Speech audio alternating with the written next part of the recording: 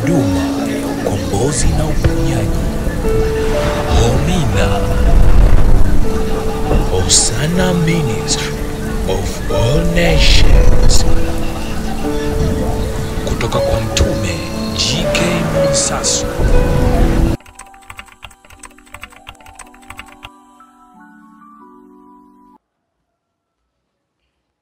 Watu wa Mungu, ujumbe unasema hivi: jiulize kila siku jitahidi sana kujiuliza, ni kwa nini mimi nakuwa? Ni kwa nini mimi tu? Ni kwa nini kwangu? Jiulize. Watu wa Mungu, ujinga huo unakuwa siku moja. Ukijua hilo, ukilizingatia hilo, utaona mabadiliko makubwa sana kwenye maisha yako. Jiulize. Kila siku jitahidi sana kujiuliza, kwa nini mimi? Kwa nini kwangu? Kila siku jitahidi sana. Kwa ufupi, lugha iliyo rahisi, jitahidi sana kufanya tathmini ya maisha yako kila siku. Hii ni lugha rahisi. Unajua watu wengi tunaendelea kuwa wajinga ni kwa sababu tunaogopa kujiuliza, tunaogopa kuuliza.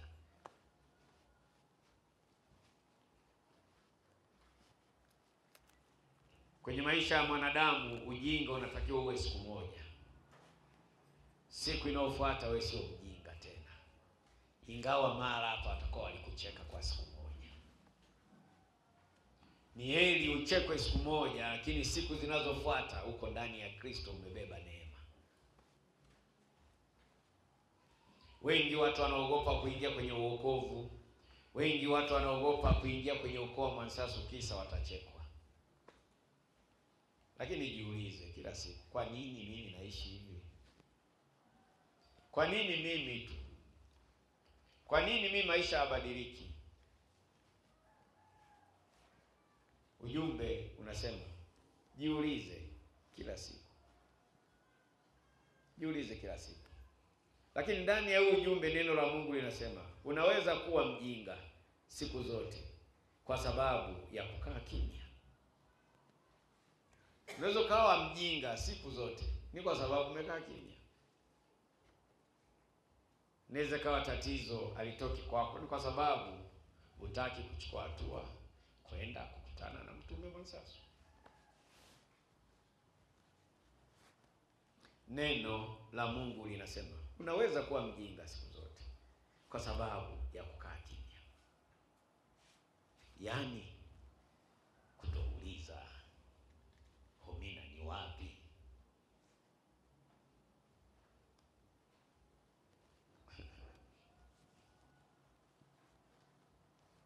Lakini pale tu unapokubali kuuliza ndipo unapopata majibu, na mwisho unakuwa ni mwisho wa ule ujinga wa kwako.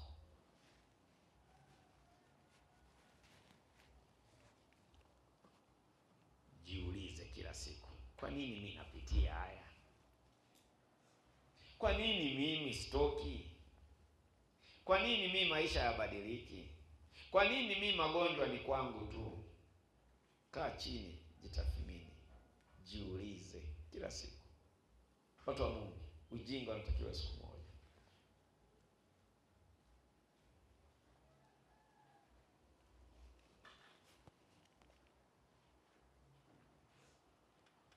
Siku moja. Unaweza kuwa mjinga siku zote. Nini kinachokufanya uwe mjinga siku zote? Kwa sababu huna utayari wa kuuliza.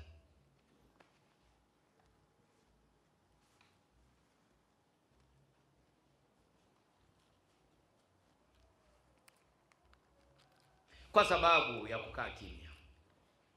Yaani kutouliza. Pale unapokubali sasa kuuliza ndipo unapopata majibu, na inakuwa ni mwisho ya ule ujinga. Lakini siku zote ukikaa kimya, maana yake ule ujinga utakaa ndani mwako siku zote. Jitahidi sana ujinga uwe siku moja. wakucheke. Nimetoka kijijini, sawa, ndo nimetoka bushi sasa hivi ndo naingia. Nimeshika lambo, ndala inapini nini na nini, acha wakucheke.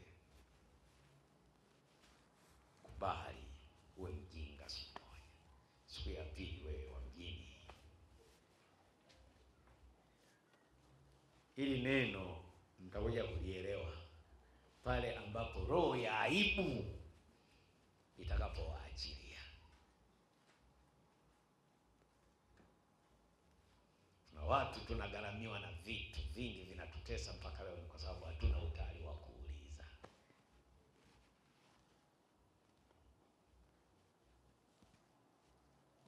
Jiulize, ni kwa nini unapatwa na matatizo? Na ni kwa nini matatizo kwako yanajirudia rudia? Jiulize.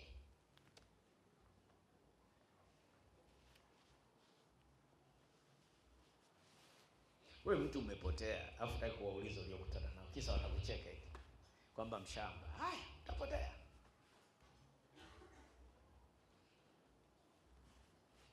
Ushamba na pasi. Acha watu wakucheke. Acha watu wakucheke. Watakucheka siku moja kwenye hii madhabahu. Siku inayofuata, ibada inayofuata, ulishapona. Umekuwa mpya. Lakini utaendelea kukaa na hayo matatizo kwa sababu huna utayari wa kuuliza. Kuna watu wako nje na matatizo. Huduma hii ina miaka 5. Bado matatizo yanawatafuna kwa sababu hawana utayari wa kutoka pale walipo na kufika Homina. Lakini wangechukua utayari, wangefika Homina, yale matatizo yangekuwa yameshakwisha. Wengi hawana utayari wa kusema matatizo yao, kisa wanaogopa watachekwa. Jieleze, una changamoto gani, una shida gani? Mimi unajua, sawa, utakaa nayo. Kwani ana shida nani? Shida nani? Na haya kwenye hii madhabahu yameanza leo. Kaa naye, si kwako. Mimi nipo tu. Useme, usiseme, mimi nipo tu.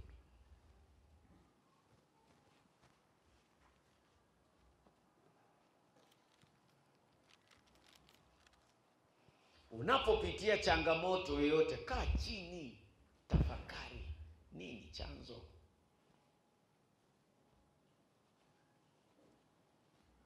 Jiulize, ni kwa nini napatwa na matatizo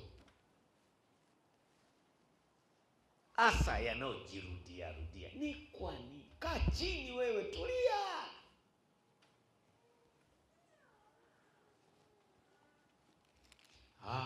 Nikiuliza, nikijieleza mbele ya watu kuhusu kwamba mtume mimi na matatizo yanayo, watanicheka. Sawa, utarudi nayo. Lakini mimi nakushauri bora uchekwe leo, lakini kesho ni mzima. Alinifurahisha sana yule binti yangu, alitoa hata ushuhuda ni jana nyewe wa redioni. Ni jana. Alinifurahisha sana. Unajua Mungu, kwa Mungu kuna tabia moja hivi. Kwa Mungu ukijiachia kama vile uko uchi umevua nguo, Mungu anasema ndio unayemtaka. Lakini tulio wengi tunashindwa kutoka ni kwa sababu hatuna utayari wa kuonekana hivi. Hapa ukijiachia katika roho na kweli ukawa uchi, Mungu anakufunika. Ndio asili ya Mungu. Lakini tulio wengi hatutaki kuonekana tuko uchi. Ndio maana tunauliza, una madawa nyumbani? Mimi sindi nini? Mnasema nini kwa Kibena? Sindi nini? Sindi bosi. Lakini yako wapi? Utabaki nayo, kwani ya nani? Si yako wako.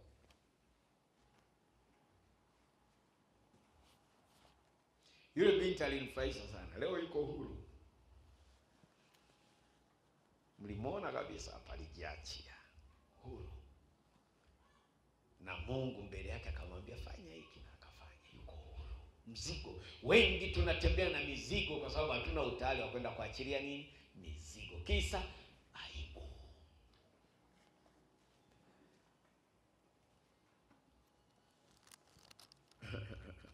Jiulize kila siku, kwa nini nayapitia haya? Kwa nini mimi tu nasingiziwa? Kwa nini? Kwa nini mimi tu nasemwa? Jiulize. Kwa nini tu mimi? Kia nikifanya biashara sifanikiwi, mimi tu. Wenzangu wanafanikiwa. Pale pale Omina. Mimi shida ni, jiulize. Badilika.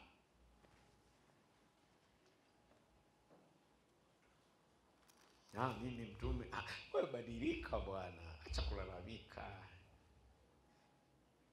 Acha kulalamika. Acha kulalamika. Acha kulalamika. Jiulize, kwa nini napatwa na matatizo yanayojirudia rudia mara kwa mara? Kwa nini? Kwa nini? Kwa nini? Mtume anaoje hapo, wewe nini? Mimi nakuombea kila siku. Mimi mbona dondoka?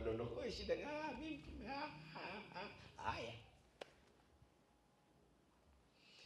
Utakumbuka.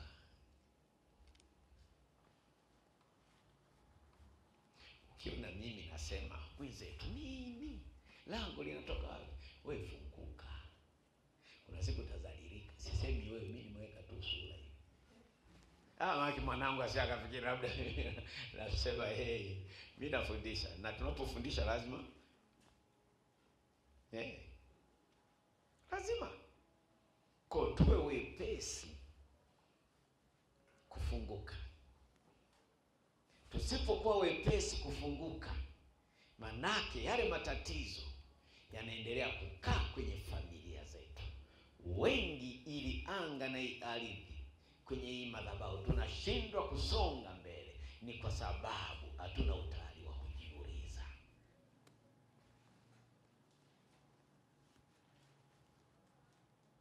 Mimi unajua haya.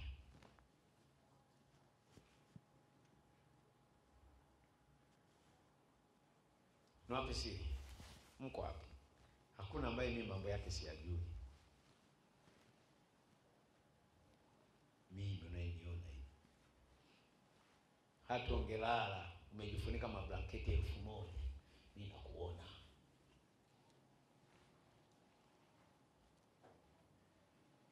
Mlipofungwa ni hapo tu, hamna hiyo imani. Kwa kuna mengine mimi natamka kwa sababu nimeambiwa nitamke, lakini ninayo mengi. Ukiamini kwamba ni kweli Mungu yuko, kuna kitu kinachojificha kwa Mungu. Kwa ninapokuoji, funguka. Funguka. Na yote ni kwa sababu hatuamini kwamba mimi ni mtume, nimetumwa na Mungu anaishi ndani mwangu. Hiyo ni shida. Watu tuko kwenye hii madhabahu zaidi ya miaka na miaka. Ndio maana hakuna mabadiliko. Tumetumia neno leo ujinga, ni kwa sababu mjinga ni yule mtu asiyebadilika. Maana utakaa na fikra zile zile na mawazo yale yale. Chupa ya maji yakipungua inatakiwa tuongeze nini? Lakini ukitegemea yale yale ya kwako.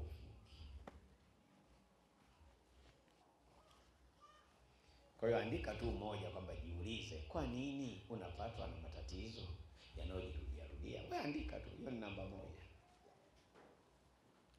Ukirudi nyumbani unaposoma haka, kuna kitu kitatokea kipya kwako. Maana yake kila siku natakiwa wewe unajiuliza. Fanya tathmini, hiyo ndio lugha rahisi. Mimi mwenzenu nikitoka kwenye ibada hapa lazima niende madhabahuni kwangu nifanye tathmini. Baba, leo nini?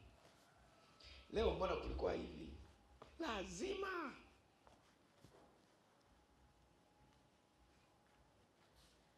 Mimi na madhabahu 2, na madhabahu ya kwanza ambayo ndio inayobeba ibada. Hii ni madhabahu ya pili. Asubuhi ninapoondoka naaga kwenye madhabahu yangu ya kwanza. Baba, nakwenda madhabahu ya pili kwa ajili ya udhihirisho wa ibada yako ambayo umeiandaa imefanyika usiku mzima. Kwa ninaporudi narudi. Natoka madhabahu ya pili, nimerudi kwenye madhabahu ya kwanza. Baba, nimerejea.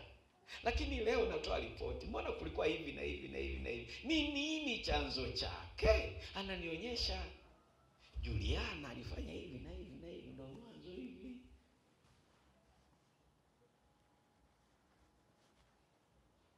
Lazima nijiulize ni kwa nini ibada ya leo ilikuwa hivi. lazima. Lakini ndani yake lazima niombe rehema.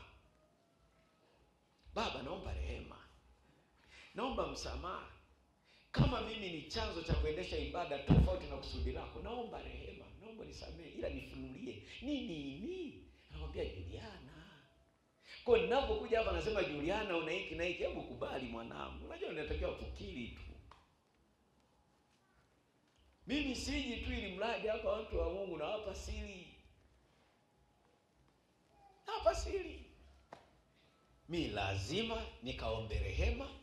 Chochote ambacho labda nimeendesha tofauti na kusudi lako Mungu kwenye madhabahu yako, naomba rehema, naomba unisamehe. Nikishaomba, nimetamka rehema, naanza kumuuliza Mungu, Baba, niambie nini sasa chanzo? Ibada mbona imeenda tofauti na vile ulivyonionyesha jana katika ule ushindi? Juliana, kwa mimi lazima nijue siri zako.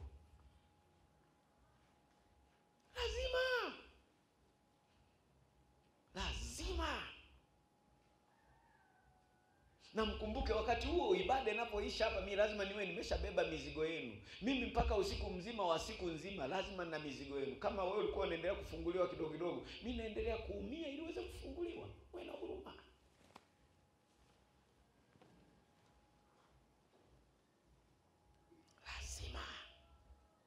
Lazima. Kwa unapokuwa kila siku unakaa chini unafanya tathmini, utajua Mungu wako nafasi yake ikoje kwako. Maana yake atakufungulia matatizo yako. Kwamba mwanangu, nahangaika ili wewe hapo umeteleza, hapo nenda njia hii. Ndio tunavyoishi. Lakini nje ya hapo tutaendelea kuwa wajinga. Tutaendelea kupakatia matatizo na wakati neema ipo. Moja mmeandika, 2 nasema jiulize, jina lako lina maana gani? Uliza, jina lako lina maana gani? Jina lako linamaanisha nini? Jina lako sasa ndio chanzo cha matatizo. Nami Juliana, maana yake nini Juliana? Wakati sisi tunakuwa nchi ikiwa napita mara fulani, tulikuwa na nguo moja ilikuwa inaitwa Juliana. Ile nguo ukivaa kijana ndio anaona wewe ndio wa mjini. Unatokelezea na Juliana. Ilikuwa na ndege fulani mgongoni. Au ulikuwa hujazaliwa.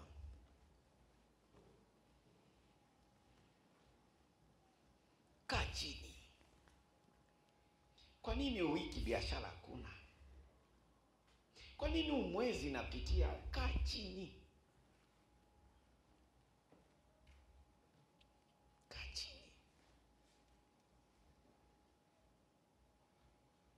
Kumbukeni nasema tutaendelea kuwa wajinga kwa sababu hatuna utayari wa kujiuliza.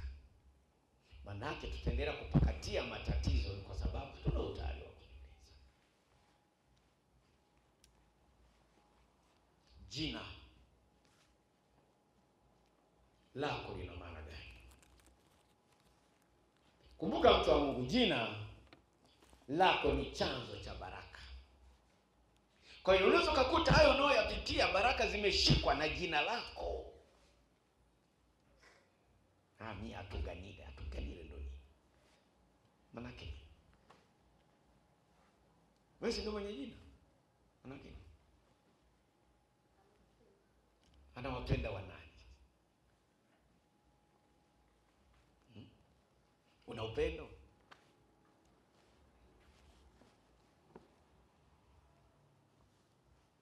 Kwa unaweza kupitia kifungo fulani ni kwa sababu jina lako linatambulisha upendo, lakini wewe huna upendo.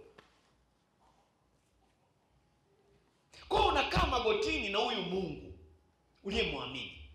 Mimi shida nini? Mungu atajifunua kwako ili jina linamaanisha hivi. Unajua watu wa Mungu, haya majina tunayopeana haya yana maana. Nayo ndio chanzo cha hatima ya kwako. Baraka zetu watu wa Mungu zimeshikwa na majina. Laana zetu na matatizo vimebebwa na majina. Sio nyingine, kaa chini. Kwani tumeongelea ujinga? Yaani kutojua, kila siku wewe upo.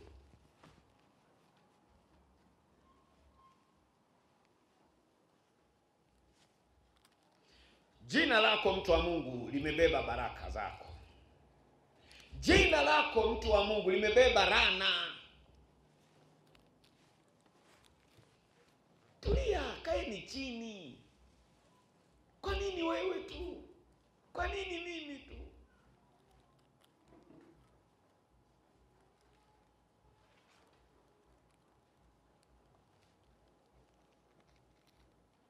Mungu ili aweze kukubariki anatazama hivi vitu. Tumesoma mengi sana kwenye Biblia. Mengine tu tunatolea mifano yenyewe. Mimi wakati naanza huduma nilikataliwa majina ambayo nilikuwa nayatumia. Mungu alinibadilisha majina ili nikafanye kazi iliyo njema ya kwake. Maana yake nikabarikiwe. Lakini leo hii unaambiwa hama jina la ukoo wako liache, njoo jina jipya ambalo Mungu amelitoa. Watu hamna tayari. Wewe tunaita ujinga, mtaendelea kukaa na matatizo. Mnakaa na hayo matatizo na kwa sababu ni wajinga. Unaniangalia. Tusipoelezana kweli watu wa Mungu, hii ni neema imeshuka. Mmenielewa? Mmenielewa watu wa Mungu? Jina lako ndilo linalobeba baraka. Jina lako ndilo linalobeba laana. Leo hii hayo maisha unayopitia, tafakari jina lako kwanza. Inasema kweli. Inasema kweli. Wakati naanza kazi nikabadilishwa majina na Mungu. Leo naliona hilo jina, kumbe ndani kule lina neema kubwa.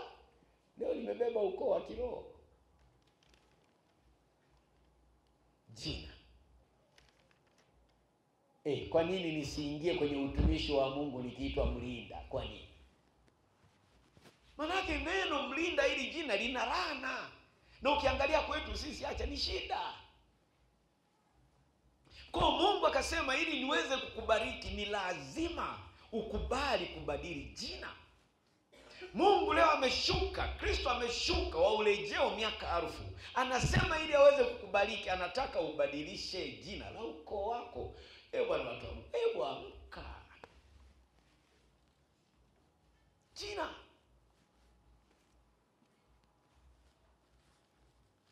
Jina. Hii ni asili ya Mungu wetu. Juzi tumefanya hiyo ibada ya kuwekwa wakfu ili jina la ukoo. Manake ndipo wakati sasa wa kupokea baraka kwake Mungu. Ndio wakati. Kwa sababu ndo asili yake huyu Mungu aliyenituma. Nimeanza kwangu. Mimi ili nifanye kazi yake hadi leo nasimama hapa, ni mwaka wa 5 kwenye hii madhabahu nasimama hapa. Nimebadilishiwa jina. Jina, kumbuka mtu wa Mungu, ndilo linalobeba baraka. Jina ndilo linalobeba laana. Tunaona kabisa wale malaika wanatokeza kabisa. Utazaa mtoto ataitwa fulani, kwanza fulani. Ninachotaka mjue na mfahamu ni kwamba asili ya Mungu aliyenituma mimi, asili ya Mungu wa miungu, anapotaka kukubariki lazima achunguze jina lako. Nyamjui haya majina tunapeana sisi. Mmesikia wenyewe hapa Petro anasema nini? Jina unapewa ili umalizwe hatima yako. Jina unapewa ili mbele utimize hatima. Ndio maana anasema jina linabeba baraka.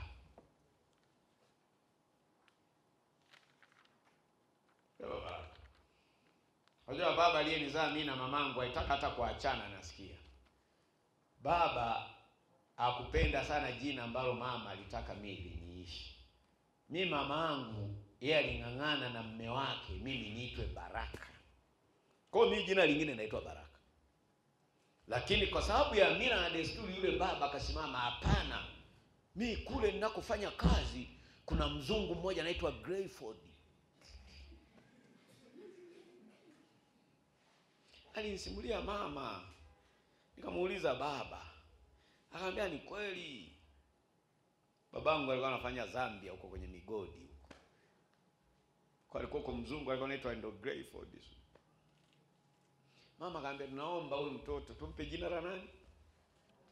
Kumbe baba angekubaliana na mama. Mama ndo anayejua hatima ya tumbo. Mama siku zote ndo anayewasiliana na nani? Na Mungu kuhusu hatima ya mtoto aliyoko ndani ya tumbo.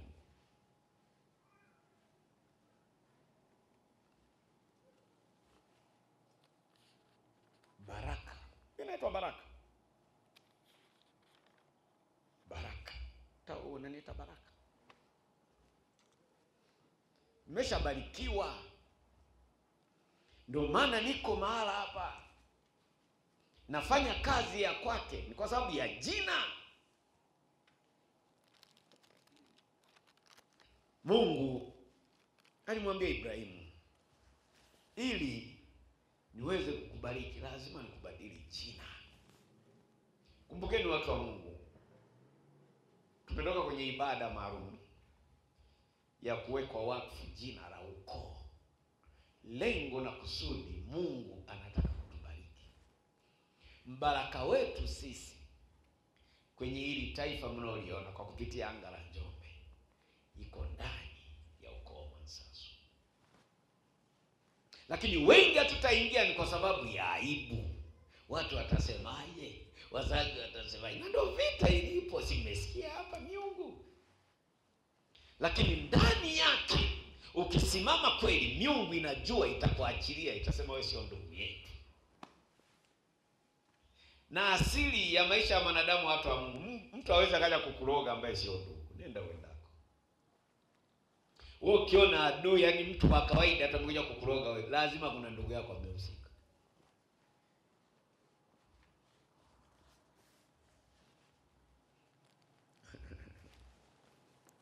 Neno la Mungu linasema unaweza kuwa mjinga siku zote kwa sababu ya kukaa kimya. Unaweza kuwa mjinga. Unaweza kuwa mjinga. Unaweza kuwa mjinga. Darasa la kwanza unajua kusoma, la pili unajua kusoma, la tatu unajua kusoma. Amua. Ukiendelea kukaa kimya mpaka unamaliza la 7 unajua kufanya nini? Kitatokea nini? Unaanza kuwa mjanja. Na ni wajanja wa namna hiyo. Lakini mle darasani pigwa bakora na mwalimu, usiogope wenzio, hujui kusoma, sawa. Lakini ukichapa zile bakora, umeumia, umechekwa na kundi zima la darasa, kesho lazima unakuwa wa kwanza. Hebu nipe nisome hapa. Sema na unasema sema acha wakucheke kwa huo wakati. Unaweza kuwa mjinga siku zote kwa sababu ya kukaa kimya. Yaani kutouliza. Pale tu unapokubali kuuliza, unapokubali kushaurika, ndipo utakapoona maisha yako yanabadilika.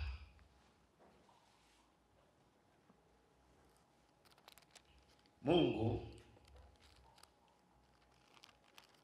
alimbadilisha jina Ibrahimu kutoka Abraham akaitwa Ibrahim. Lengo na kusudi Mungu alichokuwa anakisubiri hapa, kuna kitu anataka mpate.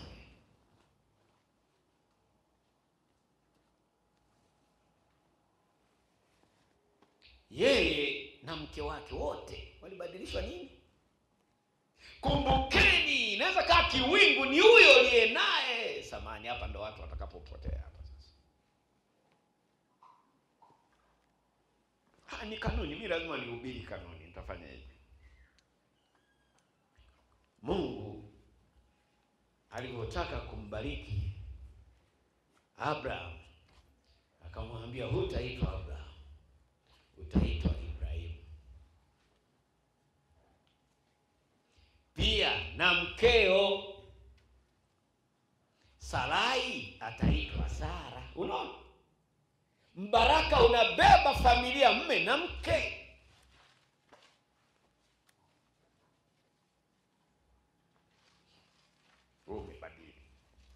mwenzio.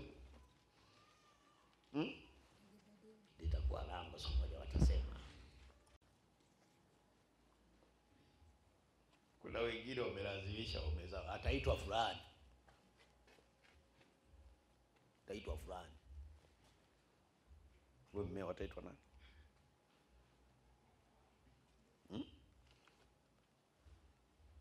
Wewe mmeo wataitwa? Ujui. Jamani, si tunafundishana namna ya mbaraka unavyoingia. Abraham. Mungu akasema nataka nikubariki. Ataitwa Ibrahim.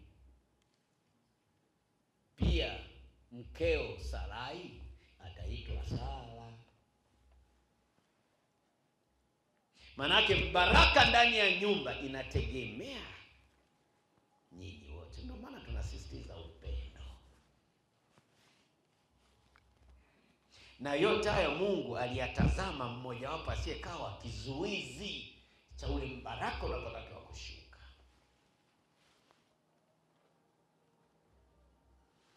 Ningekuwa mimi narudi jioni naenda kumwambia jamani, wewe kwanza leo ule mwansasu utaenda kumwambia. Atakubali.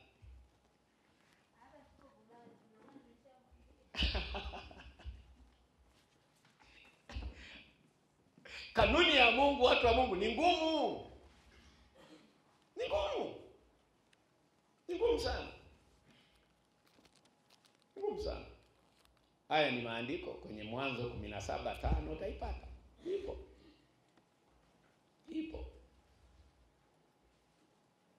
Tumefanya ibada kubwa sana yenye nguvu, yenye matokeo makubwa.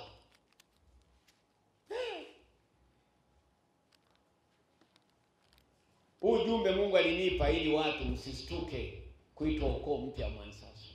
Mungu anapotaka kukubariki ni lazima ukubali kubadilika. Kama roho ya dini ilikaa ndani mwako, ondoka. Ndio maana yake mabadiliko.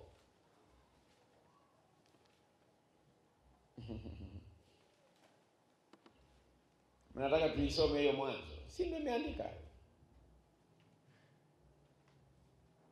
Mwanzo 17:5 na Mwanzo 17:15 utakutana jina Ibrahim kutoka Abraham kwenda Ibrahim. Lengo na kusudi unatakiwa kubadilika, ubarikiwe.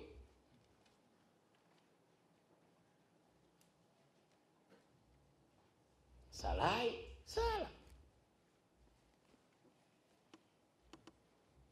Kwani wakati hujaokoka ulikuwa unaitwa nani?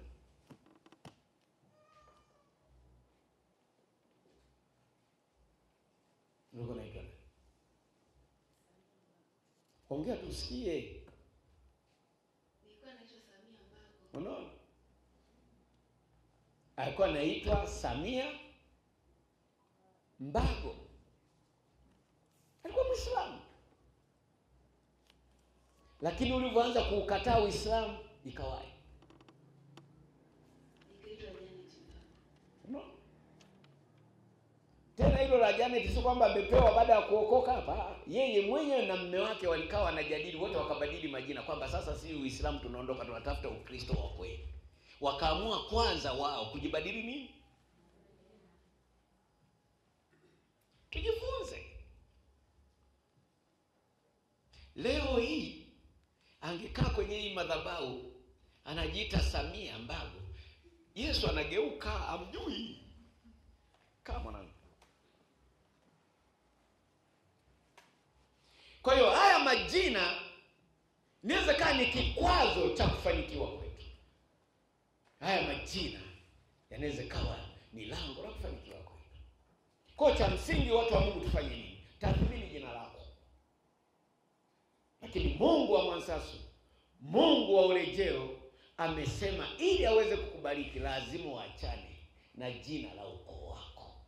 Jina la ukoo wako ndio linalobeba magonjwa ulionao. Pesa ikai, unalima uvuni, ni asili ya kweli. Ndio maana yake ndio lugha rahisi. Ni asili ya wapi? ya kwenu. Hayo magonjwa yaishi, ni asili ya kwenu, asili. Kwa watu wa Mungu, ili tusio wajinga, lazima tuamue. Ni kwa nini wewe tulikusikia unaitwa fulani, leo unaitwa fulani? Kwa nini? 2 hiyo umeandika. 3, jiulize ni kwa nini wewe ni maskini. Jiulize. Ni Mungu nemfahamu, nemjua, haja kuwaumba maskini. Mwenzangu, mwanangu, umaskini umetoka? Umetoka maskini? Kwa Mungu kuna maskini. Unaitwa nani?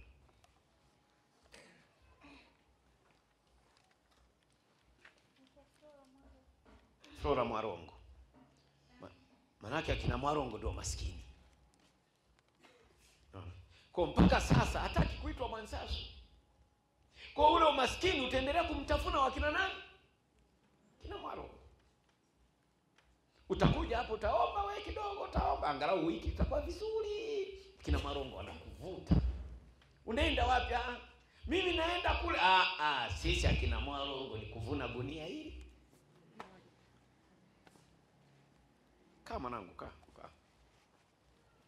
Mungu alisema tu nifundishe kanuni yake.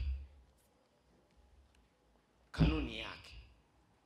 Kwa tumefanya ibada kubwa sana ya kubadili majina ya ukoo. Manake sasa ndio wakati wa kupokea mbaraka. Ni asili ya Mungu, sio mimi. Kubeba msalaba wa mtu kuna gharama. Yesu alidondoka mara ngapi? Msilete masiala. Ile picha, ule mfano unamaanisha maisha halisi, namna ya kubeba tatizo la mtu. Wewe kama mwanadamu ni gharama. Ndio maana yake. Hebu amkeni nyinyi. Unajua wale wenzetu wanaojiita wazungu wana akili sana wale. Waliamua kuchonga ule msalaba muone kwa njia ya picha, yale maneno muone kwa njia nini? Kwa njia nini? Si mliona Yesu msalaba nini ni mzito? Yaani maana yake dhambi zetu, mizigo. Sasa lakini wewe utaanza kuangalia ile nguzo ilikuwa nzito. Mizigo. Hivi mimi nibebe mizigo yenu mimi. Ninatafuta nini? Najitwisha mizigo yenu ni kwa sababu nimeambiwa nijitwisha, lakini hapana, ni gharama. Yesu ni kwa sababu aliambiwa afanye. Yeye mwenyewe alisema, Baba, ingewezekana hiki kikombe, gharama kukubeba mwanangu. Gharama.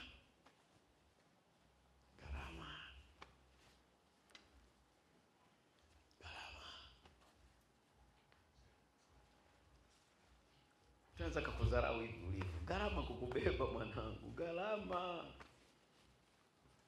Kumbuka siku moja ulinijibu vibaya sana. Hoja nilinungunika sana. Kwamba wewe kwa lokadia ndio wako nijibu mimi. Lakini sisi nimeomba nibebe msalaba. Umesahau wewe? Unaona yeye amesahau. Mlandizi na mtupio maganda, nani anayekumbuka?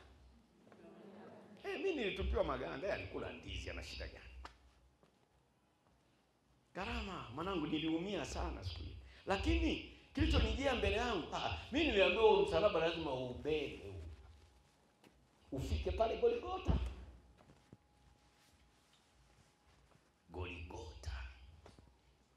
Kwa tukiangalia kwenye ile picha tunaona kama Yesu msalaba, yani ile nguzo ndio ilikuwa ngumu.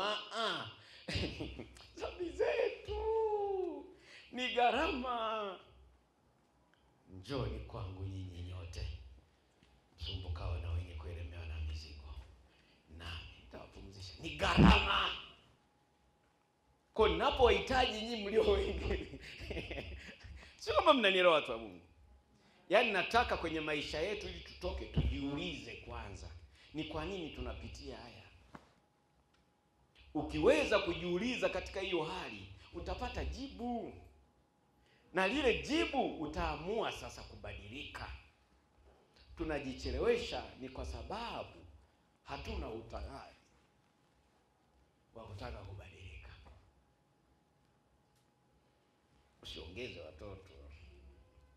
Kianao wawili hao la sana. Tunaona jamaa. Unaona walivyofuata na miaka mingapi? Wakati hili likubwa na lizaa hili, nilikuwa naweka namna ya kusoma. Kwa natembea na uchumi wangu. Baada ya miaka 5 ninapomaliza la 7 huyo anzaje la kwanza. Anapomaliza form 4 huyu ndo anamaliza la 7. Unaona la yake. Yaani hakuna shida. Form 4.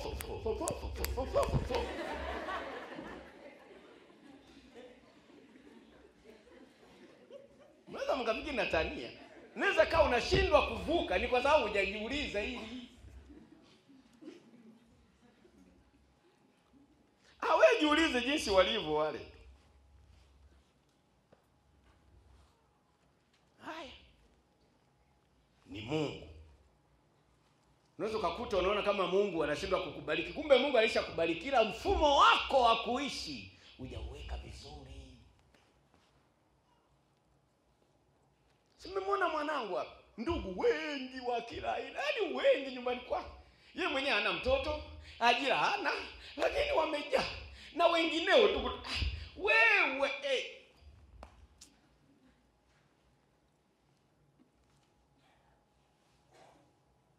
Jiulize ni kwa nini wewe ni maskini na wenzako wanazidi kufanikiwa. Jiulize. Ulize jirani yako hapo. Ulize jirani, unashangaa. Kwa nini wewe maskini?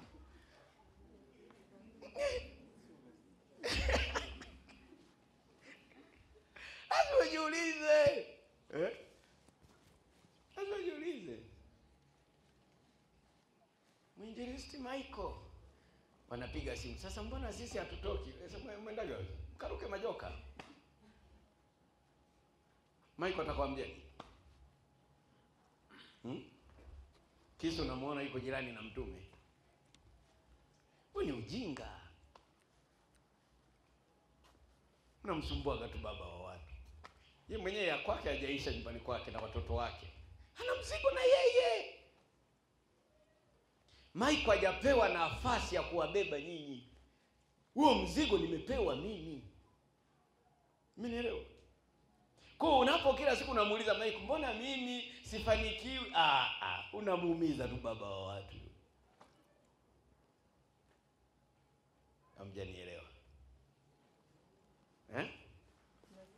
Nimemaanisha nini? Kaa chini. Muulize Mungu wako. Ni bora unipigie simu mimi kuliko yule. Mnamuumiza tu baba wa watu.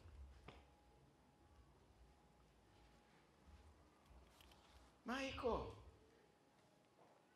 nasikia huko kwenye kazi site wamesema wametosha. Mnamuumiza tu Michael. Wewe badala kuchapa labda peke yako kabarikiwe, wewe unamuuliza Michael eti wametosha. Kwa hiyo baraka waliochukua wenzio wewe hutaki. Kuwa na akili. Kuwa na akili. Hatuwezi tukabarikiwa ni kwa sababu ufahamu wetu ni mdogo. Wametangaza, njoni huku tufanye kazi ya nani?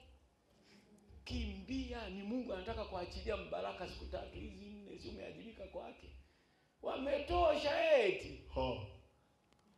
Ndio maana nimeuliza, muulize jirani yako. Kwa nini umebarikiwa kwa zangu mimi sijabarikiwa? Muulize jirani. Wewe jirani yako si Michael au ni nani?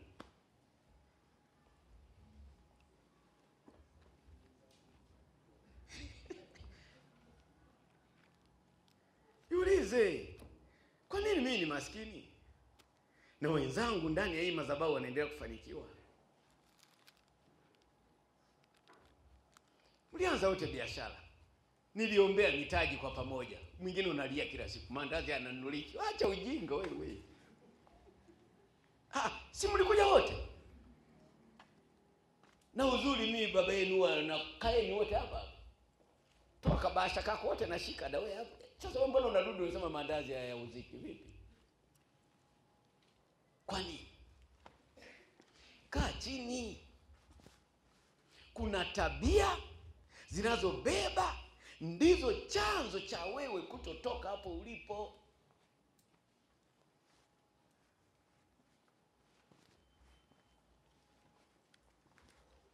Ukoo mpya uruhusu umaskini, unafungua ufahamu. Mimi nakwambia ukikaa ukitulia, utanishuhudia, utaona. Yesu alisema,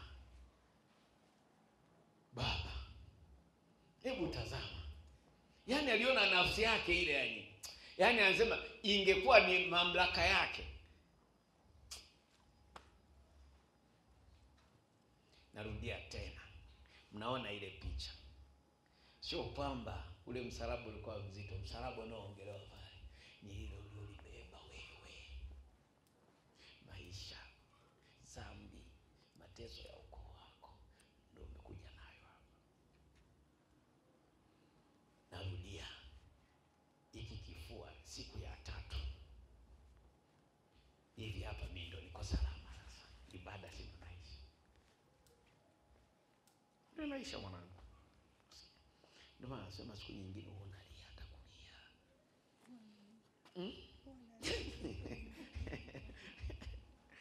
Mimi naambia kweli.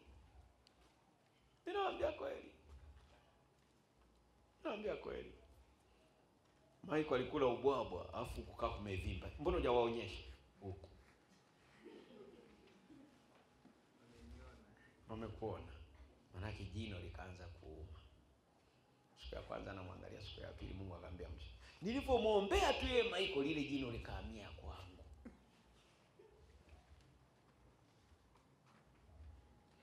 Afu anapiga jaramba na fly. Mungu alikuwa anamfundisha Maiko ajue gharama.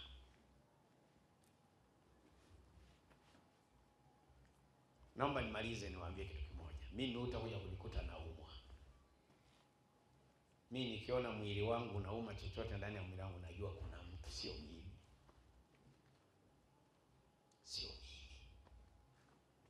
Kwa hata wewe ukiambukizwa hii hali, utamwona Mungu akitenda kitu kwako. Ujinga, watu wa Mungu, ni siku hii. Ukiamua kuilea roho ya ujinga, siku 2, siku 3, siku zote utabaki hivyo hivyo. Kajiulize, kwa nini napitia? Kwa nini hapa sitoki? Mungu wangu mimi anaongea. Na ukiona ameongea hujaelewa, nirejee mimi. Nirejee mimi. Kwamba baba mtume, unajua tafakari sana, lakini nilichokiona, nimeona hivi na hivi na hivi, ila sijajua maana yake.